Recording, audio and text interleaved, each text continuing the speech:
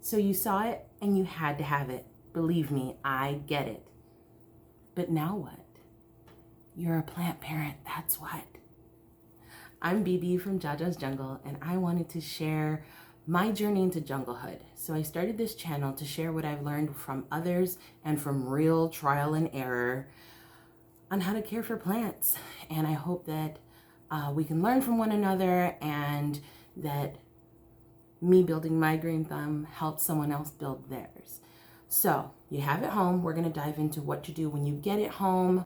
First, what to do while you're at the nursery or shop. But don't stress if you already have it home, because you can always call and have all your questions answered. So let's get into it. So you're at the nursery, you're at the shop, you're looking around, you're seeing all these beautiful plants, and then you spot it, the one you want to bring home, right? So what's the first thing you want to do? You want to look at root health. Some nurseries will have these clear pots, which I love because they tell the whole story. Now let's see if I can get this in a frame for you. You can see those roots at the bottom there. They're green, plump, and firm. Green indicates that it's been recently watered, which she has. Don't worry if they're not green, as long as they're firm and plump, then they're healthy. You don't want dry, papery, thin, super thin, or mushy looking roots, because that says root rot. You want them to be plump, and that's the one you want to bring home. But often nurseries will have pots like this or pots like this, and that's okay. We can use the leaves as an indicator of what's going on inside the pot. So if you see yellow, mushy, or really droopy roots, that kind of indicates that there's probably a root rot going on in the pot, and that is not the one you want to bring home. Crispy brown tips is not detrimental, but it often indicates low humidity or underwatering. So that's not the plant you want to bring home unless you already know how to take care of that. Pale or super tiny roots, like smaller, like this size, if the next leaf is a lot smaller, then you know there's an issue going down in the root. So it's either really root bound or lack of nutrients. A lot of times when it has root rot, there's a lack of nutrients, because when it has root rots, then the roots can't uptake the nutrients that it needs to sustain the plant, and therefore you get those kind of leaves, tiny. It's preserving itself, basically, any nutrients that it needs, so it's pushing out what it can. So that is what to look for. If you suspect rot, you can also be like me and be a plant sniffer. You should smell earth. You should not smell anything other than soil, substrate. If you smell rot, and believe me, rot has a distinctive smell. If you smell that, you know that's what you're smelling. I mean, bring it to the nursery worker and say, take care of this. No, don't say take care of this. Say, I found this and I think it might have rot, and I'll leave it with you. Be kind to our nursery workers. Don't be rude. So that is what to look for at the nursery. And while you're there, it's a good habit to ask what conditions the plant was grown in, so that you can mimic that at home as best as you can. So if it's under a shade cloth, grown in a greenhouse, if it was grown under grow lights, what was the watering like? Questions like that.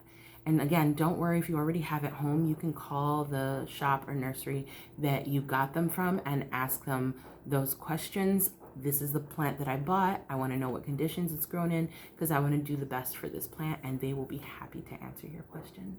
So we talked about inspecting for problems with the roots inside the pot, and now we're going to talk about pests. So it's fairly easy. You're going to lift up the back of the leaves and look to see if you see anything, typically little white fuzzy things, or they look like rice, or you know what gnats look like if they're flying out of the soil. And you want to look down on these petioles, and down in the nooks and crannies. You want to look inside there because that's where they like to hide. But if you see something, again, don't be super alarmed. If you have plants, you're going to have bugs around.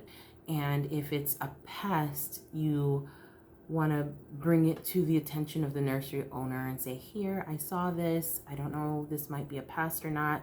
Unless you absolutely know that it's a pest, you let them know what it is.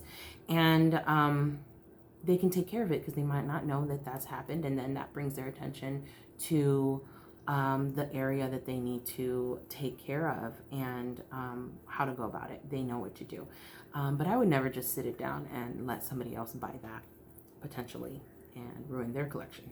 So that's fairly easy of what to do when you're at the shop. Okay, so your baby's home. You've inspected it as best you could at the nursery. You've asked all the questions that you need to know to grow it, and you've got it home. Leave it in the pot.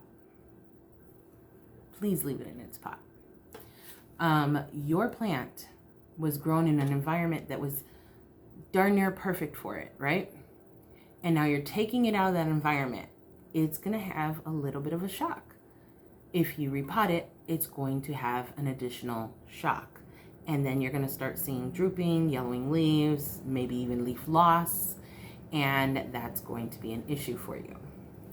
It's going to look like your plant is dying and you're going to think that you failed, and you didn't. So if you don't need to repot it, don't repot it. So the only reasons to really repot is if there's an issue in the substrate. You brought it home and you're realizing, hey, this isn't what I thought. Maybe I didn't inspect it as well as I thought I did. And now I'm seeing a bunch of gnats come out, or this substrate looks like it's choking out the roots or something like that. But there's not many reasons to repot it. Let it acclimate. Let it get used to your environment. It came from this environment. You're putting it in a new environment, and it's got to get used to it. And later we can talk about that kind of process for plants, but leave it in its pot. So you've left it in its pot. You've got it home. You didn't have to repot it. Now what? Okay, I'm a little extra. This is my little jungle brew, I call it. But I'm going to give you a basic recipe that will work to be a preventative and something that will clean your leaves. And you want to keep your leaves clean, right? Because if they're all dusty, they can't take in the sun the way that they need to, the lights that they need to make their food. It's called photosynthesis. And you want them to have the best ability to do that. So you want to keep them clean. You want to prevent pests. And if there's any pests you want that might be on there that you missed, this will also knock them out. So the simple recipe that's like a baseline that you can see going around and you can Google it is basically a 16-ounce bottle of water, typically warm water, but just a 16-ounce bottle of water. And you want to put about a tablespoon of isopropyl alcohol, 70% in there, a half to a whole teaspoon of neem oil, and the same of Castile soap. Now in a pinch, I've used just a plant-based soap, but you want to stick to Castile soap for the best outcome. And that soap basically helps the oils combine with everything so that it works. So if you don't have this on hand and you just have like water and alcohol, or you just have water and the soap, and you just don't have the neem yet, mix what you can, use what you can in a pinch, but get the other stuff and get it together. And you want to keep this isolated. What do I mean by isolating? I mean separating it from the rest of your collection. Now, if you don't have a collection and it's your first plant, then you don't have to worry about that. But if you have other plants, you want to keep it separate just in case any larvae or eggs are in that substrate and it comes out, or an issue happens with the plants that can transfer to your plants. You want to keep them away from each other to see what happens with this plant and watch it acclimate before you let it join the rest of your collection. So what does isolating look like? For me, I use my downstairs bathroom, and it's kind of like the plant isolation booth, right? And I keep it in there minimum 2 weeks. You don't have to use a separate room. You can use a closet with a grow light. You can use a tote or the bag method where you stick 2 sticks that would be taller in height from the plant, and then put a clear plastic bag over it. And you just want to make sure that it gets good airflow, whether it's in that tote or the bag situation. You want to make sure that you're taking it off for a little while, or burping it, opening it up, leaving it open a crack or whatever, to allow the plant to get that airflow, or you can have then fungal issues that you don't want. So 2 weeks minimum. Let it have some time away from everybody, and so it gets used to the environment, you get to see what it does, whatever issues it has would come to light, and if it's good, then give it another little clean and put it into your collection. So I hope that I gave you some information that you can use. I hope that that what I've learned can help you grow your plants. And in the next one, I'm probably going to talk about fresh imports and how to acclimate them to your environment. So I hope that you can subscribe and join, and watch me in the next video. Hands in the dirt, y'all.